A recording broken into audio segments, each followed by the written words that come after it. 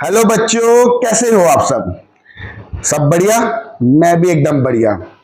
आज मैं आपके लिए क्लास 12 का एक बहुत ही इंपॉर्टेंट टॉपिक लेकर आया हूं जिसका नाम है रीवैल्यूएशन अकाउंट। ये चैप्टर आपको क्लास 12 अकाउंटेंसी में 4 चैप्टर में मदद करेगा। 4 चैप्टर्स में change in PSR, admission, retirement and death. इस टॉपिक को बहुत ध्यान से पढ़िएगा। इन चैप्टर में बहुत यूजफुल है। बिल्कुल भी वीडियो को स्किप नहीं करिएगा। और अगर मेरी वीडियो अच्छी लगे तो प्लीज सब्सक्राइब करिएगा, शेयर करिएगा और लाइक करिएगा। मैं कौन? अकाउंटेंसी डॉक्टर हनीश खेड़ा आपके लिए लेके आया हूं आज टॉपिक रीवैल्यूएशन अकाउंट। ध्यान से पढ़िएगा। बहुत ही आसान, बहुत ही इजी टॉपिक है ये रीवैल्यूएशन अकाउंट। देखिए, रीवैल्यूएशन अकाउंट जो है, ये टॉपिक जो है रीवैल्यूएशन का, इसका पूरा नाम है revaluation of assets and reassessment of liabilities. इसका पूरा नाम ये है। इसका मतलब क्या है कि जो हमारी बुक्स में लिखी हुई हमारी एसेट्स होती हैं और लायबिलिटीज होती हैं, उसको हम दोबारा से रीवैल्यूड करते हैं और रीवैल्यूड करने के बाद हम ये जानना चाहते हैं कि उससे हमें फायदा हुआ या नुकसान, मतलब गेन हुआ या फिर लॉस हुआ। तो ये अकाउंट बनाना बहुत ही आसान है। कई बार एग्जाम के अंदर बेटा इस रीवैल्यूएशन अकाउंट को किसके नाम से जाना जाता है? Profit and loss adjustment account के नाम से भी पूछा जाता है। तो बेटा घबराना नहीं है। चाहे वहां लिखा हो रिवैल्यूएशन अकाउंट, चाहे लिखा हो profit and loss adjustment account, दोनों एक ही अकाउंट है। ध्यान से, दोनों एक ही अकाउंट है। नाम लिख लीजिएगा अपने पास, profit and loss adjustment account और रिवैल्यूएशन अकाउंट, दोनों ही सेम अकाउंट हैं। दोनों का काम एक ही है। आइए आज हम सीखते हैं कि इस रिवैल्यूएशन अकाउंट को बनाना कैसे है। ठीक है, तो हम क्या करेंगे? एक टी शेप अकाउंट बनाएंगे। टी शेप अकाउंट जो हम पढ़ाते थे 11th क्लास में भी, बहुत ही आसान सा एक छोटा सा अकाउंट। अमाउंट, पर्टिकुलर्स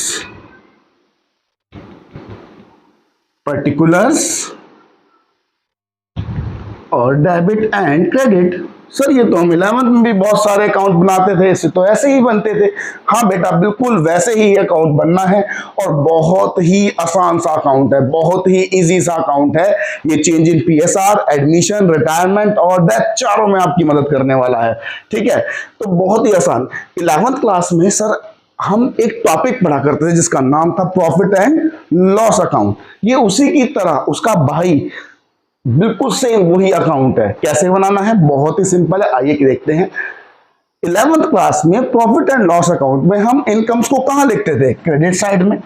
और एक्सपेंसेस को कहां लिखते थे? डेबिट साइड में। सर आज भी हमें वही करना है, कुछ चेंज नहीं करना। बहुत ही आसान। सर हमारी एसेट्स जब इंक्रीज होंगी, जब एसेट्स की वैल्यू इंक्रीज होगी तो सर हमें क्या होगा? हमें फायदा होगा। एसेट की वैल्यू बढ़ेगी तो हमें क्या होगा? फायदा। फायदा होगा तो किधर आएगा? क्रेडिट में आएगा। तो यहां एसेट का इंक्रीमेंट लिखेंगे। जितना भी एसेट इंक्रीज होगा वो हम कहां लिखेंगे? क्रेडिट साइड में। और अगर सर एसेट डिक्रीज होगी तो क्या होगा? हमें होगा लॉस। एसेट डिक्रीज पे क्या होगा? लॉस। लॉस कहां लिखेंगे? डेबिट साइड में। तो ये आ जाएगा एसेट्स डिक्रीज। सर इंक्रीज होगी तो क्रेडिट में और डिक्रीज होगी तो डेबिट में। ओके, बहुत ही आसान सा। ठीक है, अब आइए लायबिलिटीज में। लायबिलिटीज अगर इंक्रीज होगी तो सर होगा नुकसान। क्या होगा? नुकसान, क्योंकि लायबिलिटी अगर इंक्रीज होंगी तो आपके ऊपर कर्जा बढ़ गया। कर्जा बढ़ गया तो आपका हुआ नुकसान। तो लायबिलिटी इंक्रीज होगी तो कहां आएंगे? डेबिट साइड में। Liabilities increase. और अगर लायबिलिटीज होंगी डिक्रीज तो हमें होगा फायदा, हमारे कर्जे कम हो गए। तो लायबिलिटी डिक्रीज कहां आएगी? क्रेडिट साइड में।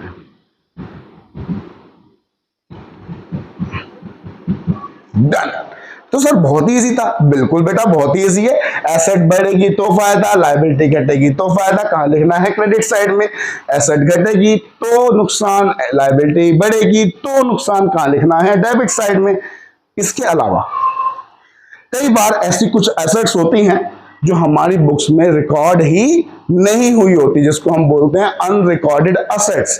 तो बेटा अगर अनरिकॉर्डेड एसेट्स हमारी बुक्स में आएंगी, अनरिकॉर्डेड एसेट्स हमारी बुक्स में आएंगी तो एसेट हमारी बुक में इंक्रीज होंगी, इंक्रीज होंगी एसेट तो होगा हमें फायदा। तो कहां लिखेंगे उसको? उसको भी हम लिखेंगे सर क्रेडिट साइड में, इन रिकॉर्डेड एसेट्स। लेकिन ऐसी कोई लायबिलिटी जो पहले से रिकॉर्ड नहीं है, जिसको हम बोलते हैं अनरिकॉर्डेड लायबिलिटी, अगर वो मेरी बुक्स में आएगी तो हमारा चेहरा एकदम से मायूस हो जाएगा, क्योंकि हमें होगा क्या? नुकसान। और नुकसान कहां लिखेंगे हम? डेबिट साइड में, अनरिकॉर्डेड लायबिलिटी। सही, तो बहुत ही आसान है, बिल्कुल बेटा बहुत ही आसान। और कुछ ऐसे खर्चे जैसे रिवैल्यूएशन के एक्सपेंस, छोटे मोटे खर्चे हो सकते हैं, क्योंकि जब हम रिवैल्यूएशन करते हैं तो हमारे कुछ खर्चे हो जाते हैं, और कोई खर्चा हो रहा है तो खर्चे कहां पर लिखने हैं? एक्सपेंसेस कहां लिखने हैं? डेबिट साइड में।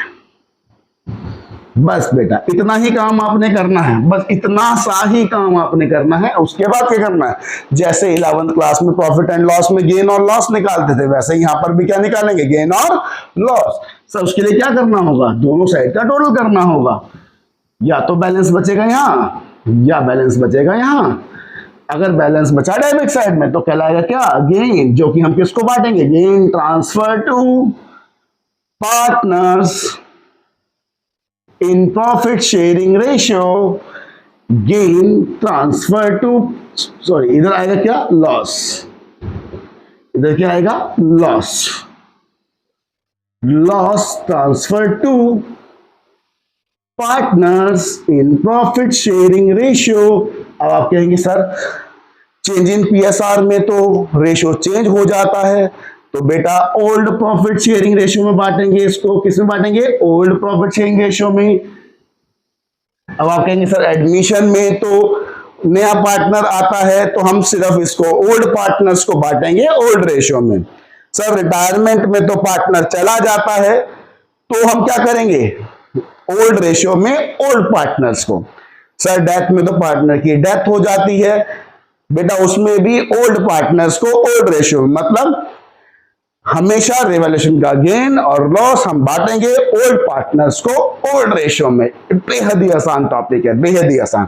आप इसको नोट डाउन करिए, फिर मैं आपको इसकी सिखाता हूं बहुत ही आसान तरीके से जनरल एंट्रीज। ये तो हमारा अकाउंट है, जब हमसे अकाउंट पूछेगा तो हमें अकाउंट बनाना होगा, और जब हमसे जनरल एंट्री पूछेगा तो हमें जनरल एंट्रीज करनी होगी। बच्चा बड़ा कंफ्यूज रहता है जनरल एंट्रीज में, मैं आपको आज बहुत ही उसका इजीएस्ट सॉल्यूशन दे दूंगा कि हमें जनरल एंट्री रिवैल्यूएशन की कैसे पास आउट करनी है। बहुत ही इजी। ठीक है बेटा, एक बार इसको नोट डाउन करिएगा इतने, फिर हम करते हैं जनरल एंट्रीज। आइए बच्चों, अब हम पढ़ेंगे क्या? रिवैल्यूएशन की जनरल्स। देखो कितना आसान है जनरल को बनाना, इतना आसान तरीका है जनरल को बनाने का, बस आप ध्यान से देखते जाओ जनरल कैसे बनती है। अच्छा 11th क्लास में हम एक बात पढ़ते थे सर, हम जब लॉस रिकॉर्ड करते थे, क्या रिकॉर्ड करते थे?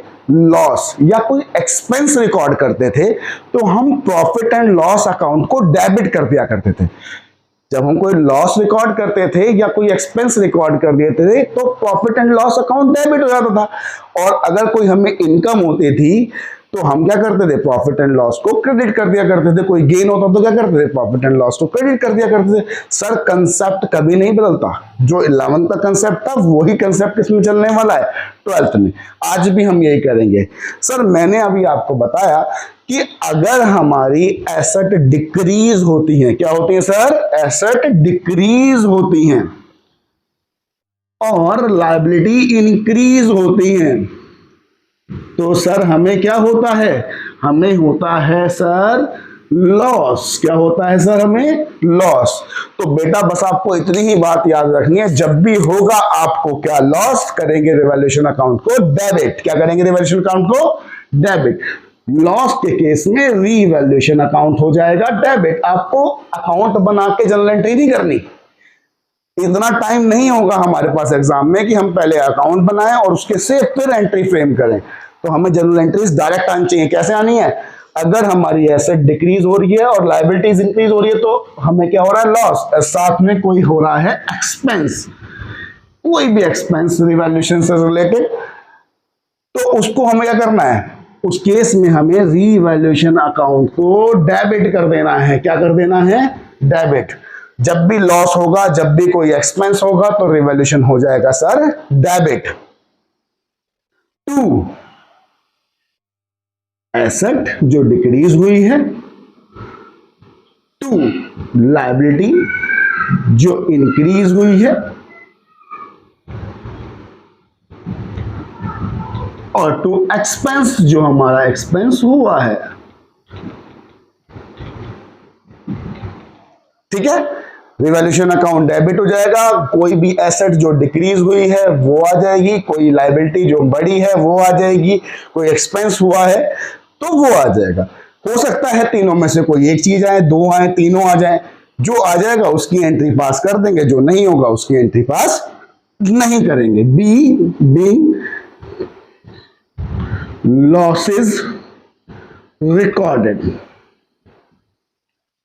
नेक्स्ट एंट्री, अगर सर हमारी एसेट इंक्रीज हो गई, अगर सर हमारी एसेट क्या हो गई? इंक्रीज, और सर हमारी लायबिलिटी हो गई डिक्रीज, तो हमें होगा क्या? हमें होगा गेन। क्या होगा? हमें गेन। सर उसमें कैसे करेंगे? उसमें भी बहुत आसानी से कर देंगे। याद है हमें 11th क्लास में हम क्या करते थे? जब भी हमें गेन होता था प्रॉफिट एंड लॉस को क्रेडिट कर देते थे। ये हमारा अकाउंटिंग का प्रोसेस है। Profit and loss account credit हो जाता है किस केस में? जब हमें गेन होता है। यहां पर भी वही करना है। जो एसेट बढ़ रही है उस एसेट को डेबिट करिए जितने से वो बढ़ रही है, लायबिलिटी जितने से घट रही है उसको भी डेबिट करिए जितने से वो घट रही है, और रिवैल्यूएशन अकाउंट को क्या करेंगे? क्रेडिट करेंगे, और हमें एंट्री हो जाएगी हमारी पास बीइंग गेन रिकॉर्डेड। सर इसके बाद तो एक और एंट्री करनी पड़ती है। जब हम एसेट्स लायबिलिटीज के इंक्रीज डिक्रीज सबको रिकॉर्ड कर लेते हैं तो हमें रीवैल्यूएशन का गेन और या फिर लॉस निकाल के किसको डिस्ट्रीब्यूट करना होता है? पार्टनर को। तो सर उसका भी बहुत आसान तरीका है, उसका भी बहुत आसान तरीका है। उसके लिए हमें अकाउंट नहीं बनाना। क्या करना है बेटा? जब आपने जनरल एंट्रीज पास करी होगी तो कुछ जनरल एंट्रीज में रिवैल्यूएशन अकाउंट डेबिट हुए होंगे, कुछ रिवैल्यूएशन अकाउंट जगह क्रेडिट हुए होंगे। तो आपने क्या करना है? जितने बार भी रिवैल्यूएशन अकाउंट डेबिट हुआ है उसकी अमाउंट टोटल कर लो, जितनी बार भी रिवैल्यूएशन अकाउंट क्रेडिट हुआ है उसका टोटल कर लो, जितनी बार भी रिवैल्यूएशन अकाउंट डेबिट हुआ है उसका टोटल कर लो, जितनी बार भी रिवैल्यूएशन अकाउंट क्रेडिट हुआ है उसका टोटल कर दो। या तो केस बनेगा ये कि डेबिट ज्यादा है किससे? क्रेडिट से। या केस बनेगा ये, अगर डेबिट ज्यादा है तो होगा आपको क्या? लॉस। अगर क्रेडिट ज्यादा है तो होगा आपको गेन। सपोज दैट कि जो डेबिट की अमाउंट है, सर जो डेबिट की अमाउंट है वो 4000 है। कितनी है? 4000। और क्रेडिट की अमाउंट है 8000। तो क्रेडिट ज्यादा है, 8000 में से 4000 गए तो 4000 का क्या हो गया? गेन। सिंपल। लेकिन अगर डेबिट ज्यादा है क्रेडिट से, जैसे कि 5000 है ये और ये कितना है? 3000, तो सर क्या हो गया? 2000 का लॉस। बात समझ में आ गई बेटा? इतना ही आसान है। डेबिट एक जगह सारे टोटल कर लो, क्रेडिट एक जगह टोटल कर लो। डेबिट बड़ा है तो होगा लॉस, क्रेडिट बड़ा है तो होगा गेन। फिर हमें गेन और लॉस को पार्टनर्स को डिस्ट्रीब्यूट करना है। उसकी एंट्री हम कैसे पास आउट करेंगे? उसकी एंट्री अब हम पास आउट करके दिखाएंगे। बहुत ही सिंपल तरीके से एंट्री पास आउट करनी है, बहुत ही सिंपल है। सर अगर हुआ हमें गेन, रीवैल्यूएशन का हुआ अगर हमें गेन, तो हमें एंट्री कैसे पास आउट करनी है? बहुत सिंपल है। गेन हो या लॉस हो, बटना किसको है? पार्टनर्स को। अगर हम कभी भी पार्टनर्स को गेन देते हैं, प्रॉफिट्स देते हैं, तो पार्टनर्स के कैपिटल या करंट अकाउंट क्या हो जाता है बेटा? क्रेडिट हो जाता है। और अगर हम उनको लॉसेस प्रोवाइड करते हैं तो पार्टनर्स के कैपिटल या करंट अकाउंट क्या हो जाते हैं? डेबिट हो जाते हैं। तो बहुत ही सिंपल है। कैसे बटेगा gain? Sir revaluation account debit, revaluation account debit. अच्छा सर, रिवैल्यूएशन अकाउंट को डेबिट करना है? हाँ बेटा, डेबिट करना है। और टू पार्टनर्स कैपिटल या फिर करंट अकाउंट, कैपिटल या फिर current account, being gain distributed to partners in old profit sharing ratios। बेटा एडमिशन में भी यही, रिटायरमेंट में भी यही, और डेथ में भी यही, और चेंज इन पीएसआर में भी यही करेंगे आप, ठीक है। और फॉर लॉस, अगर लॉस प्रोवाइड करेंगे तो पार्टनर्स क्या हो जाएंगे? डेबिट हो जाएंगे। तो एंट्री बनेगी पार्टनर्स कैपिटल और current account debit to revaluation account, being loss distributed to partners in old profit sharing ratio। उम्मीद करता हूं बेटा समझ में आ गया होगा। रिवॉल्यूशन का टॉपिक इतना आसान टॉपिक है, बस आपको याद क्या करना है इसके अंदर? याद रखने वाली कुछ चीजें ऐसी हैं कि इसका दूसरा नाम है profit and loss adjustment account. ये किसका भाई है? प्रॉफिट एंड लॉस अकाउंट का भाई है, ठीक है। कब बनाते हैं? चेंज इन पीएसआर में बनाते हैं, एडमिशन में बनाते हैं, रिटायरमेंट में बनाते हैं, और डेथ में बनाते हैं, ठीक है। और जर्नल एंट्री पास करनी है, बहुत ही सिंपल तरीका। प्रॉफिट्स हो रहे हैं तो रिवैल्यूएशन को क्रेडिट करो, लॉसेस हो रहे हैं तो रिवैल्यूएशन को डेबिट करो, और गेन ऐसे बांटो और लॉस ऐसे बांटो, ठीक है बेटा। अगर आपको ये टॉपिक समझ में आया है तो प्लीज वीडियो को लाइक करें, सब्सक्राइब करें और शेयर करें। और अपनी कोई भी क्वेरी अगर आपकी है तो कमेंट बॉक्स में कमेंट करके बताएं, तो मैं आपकी क्वेरी को सॉल्व करूंगा। और अगर आप इसी टॉपिक पे या किसी और टॉपिक पे अकाउंटेंसी से रिलेटेड कोई और वीडियो चाहते हो तो प्लीज कमेंट बॉक्स में बताएं, मैं उस पर भी वीडियो बनाऊंगा। अब मेरी जो नेक्स्ट वीडियो होगी वो किसके ऊपर होगी? सर मैं आपको इसके कुछ पॉइंट्स करवाऊंगा रिवॉल्यूशन के, जो पॉइंट्स इतने इंपॉर्टेंट हैं, एग्जाम में आते हैं, बच्चा थोड़ा कंफ्यूज रहता है, वो पॉइंट्स आज मैं आपको करवाने वाला हूं, ठीक है। इस वीडियो के बाद नेक्स्ट वीडियो के अंदर प्लीज इसको वॉच करें और नेक्स्ट वीडियो का वेट करें। Thank you.